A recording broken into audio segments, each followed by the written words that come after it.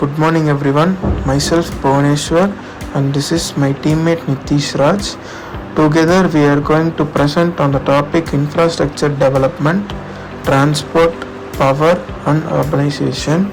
In this presentation we will see about the infrastructure development and its impact on growth and sustainability. Let's move on to the topic. Transport, power and urbanization. These three forms the backbone of a nation's economic growth. In transport, projects like Bharat Mala Prayojana, UDAN scheme and the high-speed rail corridor aim to connect remote regions, improve logistics efficiency and transform travel experiences. The power sector has witnessed a paradigm shift with schemes such as UDAY and investments in renewable energy focusing on achieving universal electrification, reducing transmission losses and transitioning to a green energy future. The urbanization PMAY Pradhan Mantri Awas Yojana aim to create a livable, sustainable cities with advanced infrastructure, affordable housing and modern utilities.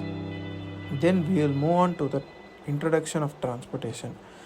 Bharat Mala Prayojana is an ambitious road development initiative by Government of India, launched to optimize the efficiency of freight and passenger movement across the country.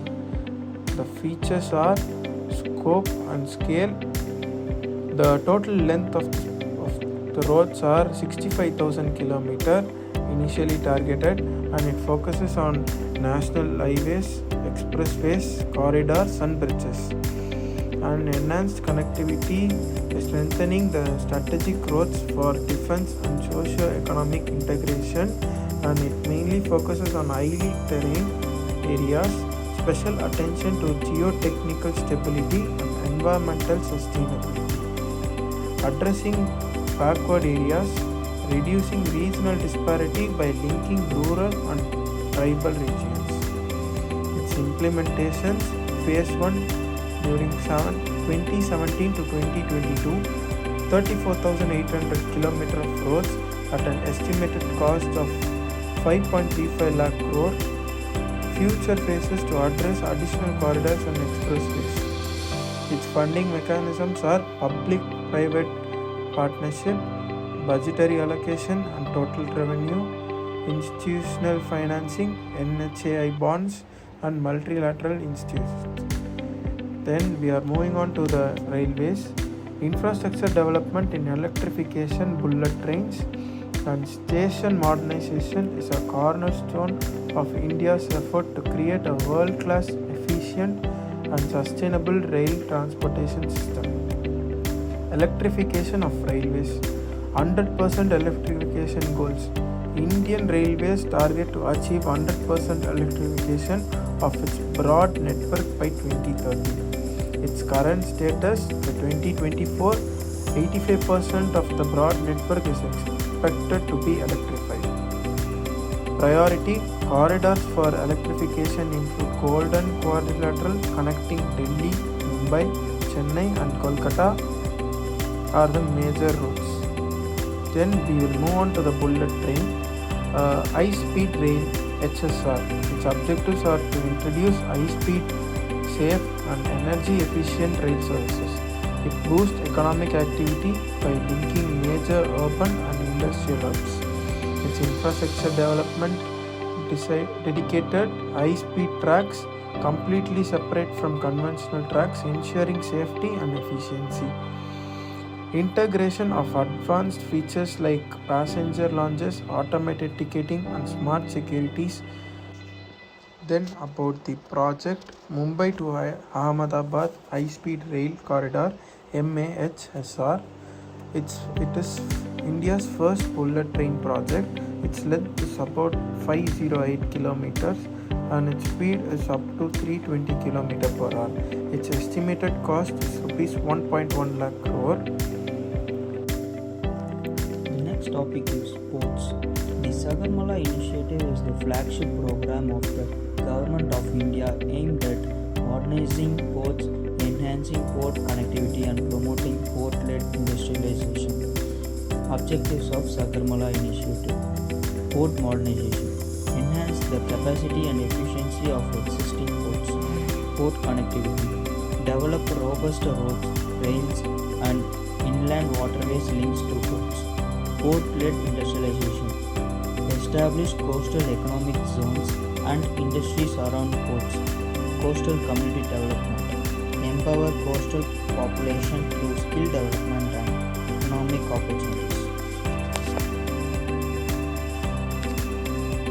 Infrastructure development of ports, expansion of port capacity, increasing cargo handling capacity to 3,300 million ton per annum by 2035, deepening of drafts, upgrading ports to handle larger vessels, focus on key ports like Paradip, Jawaharlal Nehru Port Trust and Kandla, road and railway links, over 100 roads and rail connectivity projects under SAG.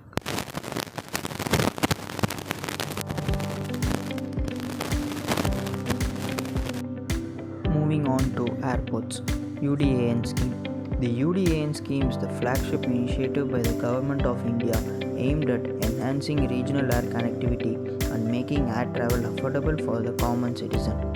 Objectives of UDAN scheme: enhance regional connectivity, link underserved and unserved airports to key urban centers, affordable air travel, cap airfares on certain routes to make flying accessible, boost regional development, encourage tourism, trade, and economic growth in smaller cities and remote regions.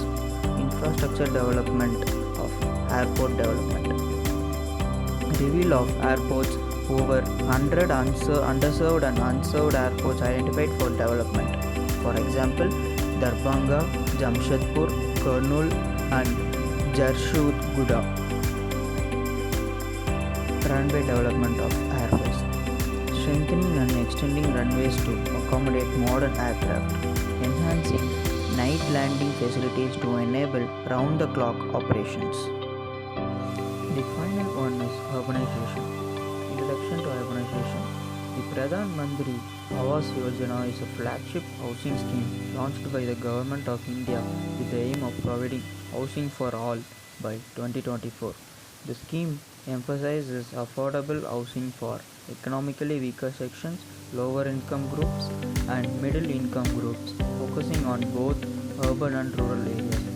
Objectives of Pradhan Mantri Awas Yojana: housing for all. Ensure every eligible Indian family has a Pakka house with basic amenities. Affordable housing.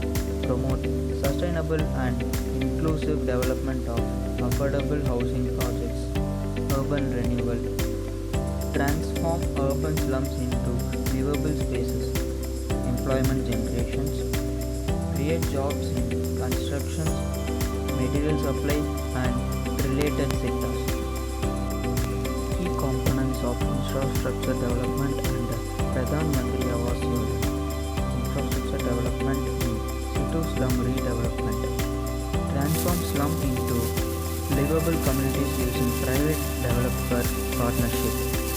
Provision for modern housing with water, sanitation, and electric facilities. And affordable housing in partnership. Collaboration with public and private sectors for affordable housing projects. Shared cost between government grants and private investment.